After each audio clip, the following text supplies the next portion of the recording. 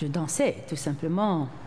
J'ai dansé très jeune. J'ai grandi au Congo, Brazzaville, en Afrique centrale, et donc la danse, c'est quand même quelque chose qui fait partie intégrante de la manière de vivre.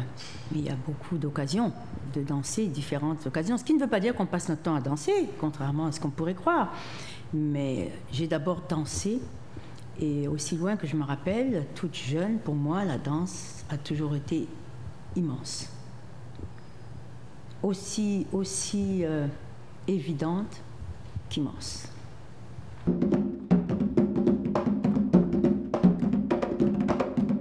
Je suis arrivée un petit peu par hasard ici.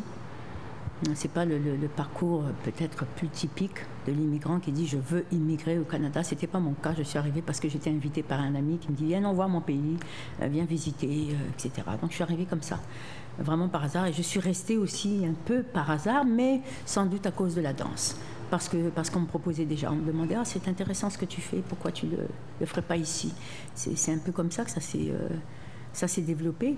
Mais oui, il n'y a pas eu cette idée de je vais fonder une compagnie, je vais faire ceci. Ça s'est fait progressivement par la formation déjà, parce qu'on me demandait de former les gens, de leur enseigner cet art de la danse qui leur apparaissait certainement exotique, mais aussi tout autre, qui approchait une contemporanéité différente, certainement. Et donc ça a commencé comme cela.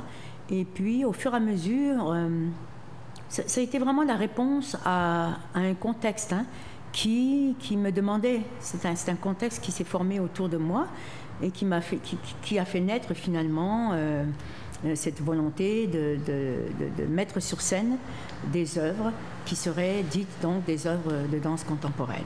Unique dans la façon que j'avais d'aborder cet art de la danse, c'est ainsi que ça s'est développé. Je me suis trouvée donc à parfaire la formation parce qu'il fallait aussi développer le public qui devait venir me regarder. Parce que je ne satisfaisais finalement personne. Pour ceux qui voulaient l'image typique de la danse traditionnelle africaine, ils ne se trouvaient pas satisfaits. Pour les autres qui voulaient de la contemporanéité à la manière occidentale, ça ne les satisfaisait pas non plus.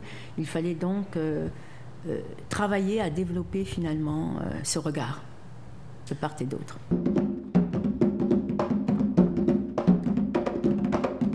Donc le tambour qui est très ancré dans les traditions du monde, pas seulement africaines, mais c'est quelque chose d'assez répandu dans toutes les sociétés.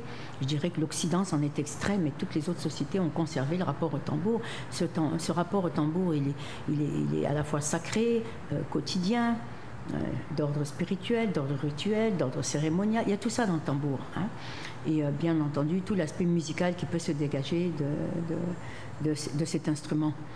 Et donc, travailler au tambour, pour moi, même s'il n'y a pas de tambour, moi j'ai développé ma danse autour du tambour, je l'ai apprise avec le tambour. Le tambour, c'est une forme de résonance fondamentale qui permet de se placer dans l'espace, d'appréhender l'espace et le temps de manière très particulière. Donc c'est plutôt ça que je travaille. Je travaille l'espace, le temps, le corps dans l'espace et fondamentalement notre situation au monde, à tous.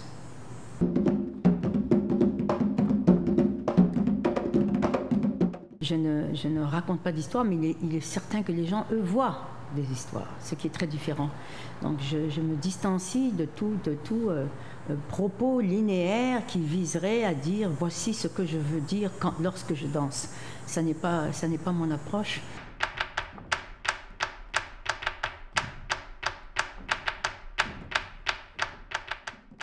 Quand vous avez fait votre lo, votre ke, votre to, vous êtes placé. C'est la base de toute articulation, de toute marche, et ça renvoie à des niveaux du corps.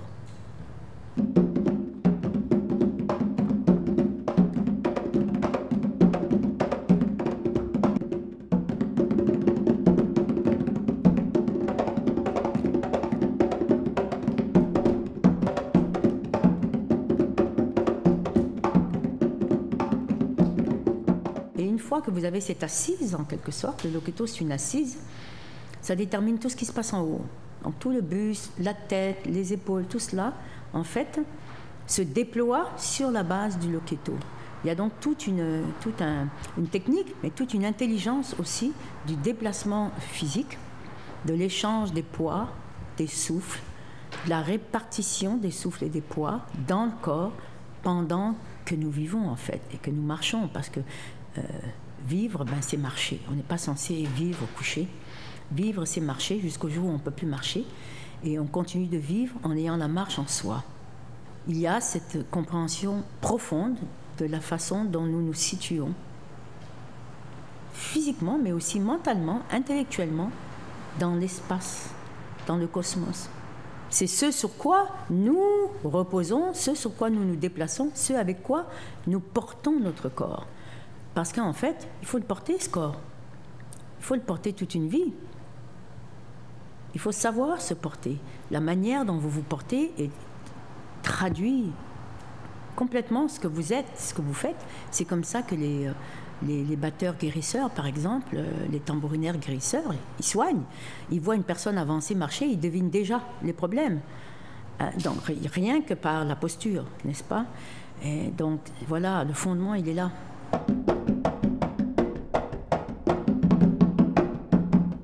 Oui, ça rentre en ligne de compte.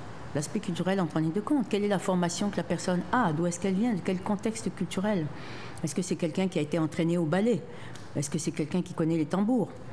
Est-ce que c'est quelqu'un qui connaît ni l'un ni l'autre, par exemple? Donc là, il y a des distinctions. Et en ce qui me concerne, moi, j'ai dû défendre la danse venue d'Afrique. J'ai dû la défendre parce qu'en arrivant ici, évidemment, le reproche était toujours « Ah ben eux, c'est traditionnel. Nous, on est des créateurs, on est des contemporains. Eux, ils sont toujours dans leur tradition. Ils tapent du pied sur le soleil, sur les palmiers, et puis ils sont contents. » Et donc, il fallait casser cette représentation. Et croyez-moi, il faut continuer de le faire. Parce que même avec les diffuseurs, lorsqu'on est engagé, lorsqu'il y a des contrats, vous avez des diffuseurs qui viennent d'Amérique latine ou d'Asie et qui veulent l'Afrique servie sur un plateau d'argent. Et on se demande quelle est cette Afrique-là, servie sur un plateau. Parce qu'on s'est souvent servi de l'Afrique donc pendant des siècles. Et donc, pour moi, il n'est pas question de renforcer cette demande-là, ce cliché-là. Et donc, il y a tout un travail qui consiste à, plus que déconstruire, mais attaquer ces représentations-là, faire obstacle à ces représentations-là. Et je le fais sur tous les plans.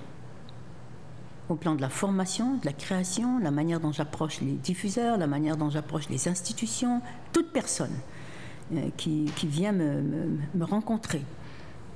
Au nom de cette danse-là, je dois travailler à redresser le portrait qu'on peut s'en faire, l'image qu'on peut s'en faire.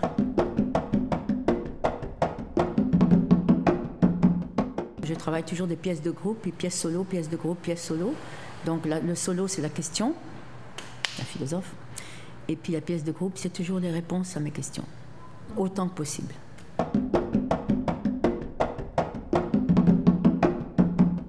Bien, en tout cas, ce que je peux dire, c'est qu'au moins ce prix-là, certes, certainement, il me convient tout à fait, parce que je suis philosophe. Et il se trouve que je fais de la danse. J'aime souvent annoncer notre compagnie comme étant celle qui pense et qui danse. C'est exactement ce que j'ai fait toutes ces 30 années que je fais depuis longtemps. Et donc, de parvenir à conjuguer ce travail de réflexion à une poétique du mouvement, comme c'est ce que je fais, ça convient tout à fait aux arts et lettres, en fait. Hein, je représente très bien, disons, cette définition-là, la manière dont les arts et lettres se présentent. Et ce que ça représente, ben, en fait, à ma grande surprise, c'est plutôt la réponse dans la communauté. Et quand je dis la communauté, j'implique aussi les communautés, parce que ma communauté, c'est plusieurs communautés. Et c'est la réaction de ces gens-là qui se sentent représentés à travers moi. Je trouve ça super.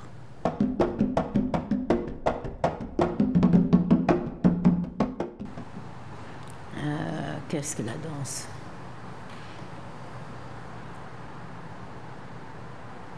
C'est être plus que son corps.